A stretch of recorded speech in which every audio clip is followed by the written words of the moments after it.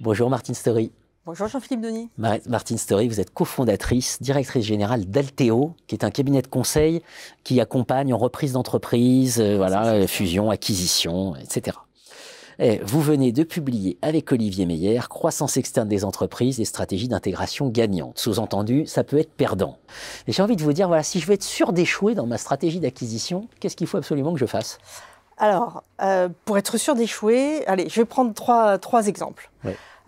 Premier sujet, c'est considérer qu'une opération de croissance externe et a fortiori la phase d'intégration relève exclusivement d'un process technique.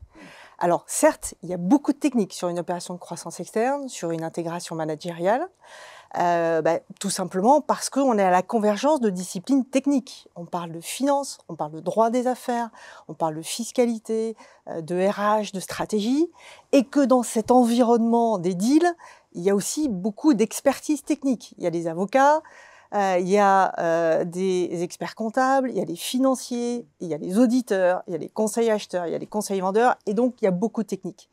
Mais au-delà de ça, c'est avant tout, et c'est ma conviction, c'est de l'humain. C'est une aventure humaine qui démarre dès la première rencontre entre le repreneur et le cédant.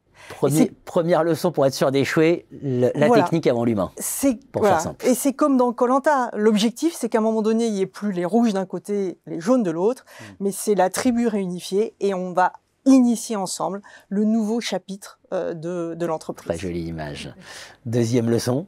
Alors, deuxième leçon, c'est considérer que le process d'intégration est totalement indépendant et décorrélé de tout ce qui s'est passé avant. Pourquoi? Parce qu'en fait, il y a une véritable relation entre le pourquoi la croissance externe, le choix de la cible et la façon dont on va intégrer. Allez, je prends deux exemples. Je prends le cas d'un dirigeant qui fait une opération de croissance externe horizontale. Et donc, il va racheter l'un de ses concurrents qui fait sensiblement la même chose que lui. Et bien, dans ce cas-là, il va être effectivement plus enclin à aller vers un modèle d'intégration de type rationalisation, parce qu'il va vouloir faire jouer les synergies, et c'est légitime. Et donc, et rapidement, dans un temps court. Donc, il va peut-être rapatrier les équipes, il va assez rapidement uniformiser le système d'information, imposer ses process, son organisation. Alors que dans un autre cas de figure, qui est celui d'une croissance externe concentrique, qui consiste à aller capter un savoir-faire nouveau, une expertise nouvelle, des compétences que l'on n'a pas, et bien là, l'objectif, c'est de sécuriser ces nouvelles compétences et ce nouveau savoir-faire, et donc d'être dans une approche beaucoup plus respectueuse de l'existant, sur un temps plus long, et là, on est plutôt sur des stratégies de type préservation, voire symbiotique. Et donc, on voit bien effectivement qu'il ne faut pas plaquer un schéma nécessairement identique.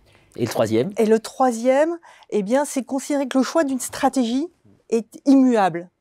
Tout simplement parce que, eh bien, entre ces trois façons d'intégrer, rationalisation, préservation, symbiose, eh bien, les frontières sont parfois poreuse, et puis surtout, c'est un processus en mouvement. Et typiquement, on assiste, et des témoins en attestent, sur une première acquisition. Lorsqu'une entreprise réalise une première acquisition, elle va souvent privilégier une intégration de préservation. L'idée, c'est, je fais l'acquisition d'une cible, je regarde, je prends connaissance des process, des équipes, je m'imprègne de la culture, je me fais aussi accepter du corps social.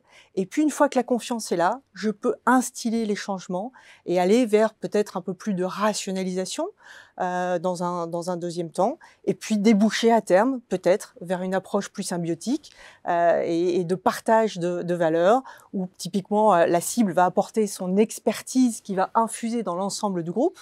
Et puis, le groupe, de son côté, va apporter à la cible des moyens de R&D, des moyens financiers, des moyens marketing et communication pour se développer. Donc on voit bien, on est sur un processus qui est vivant, qui est en mouvement, et c'est toute la richesse de ces sujets-là que j'ai eu le plaisir d'aborder donc avec Olivier Meyer. Merci beaucoup Martine Story.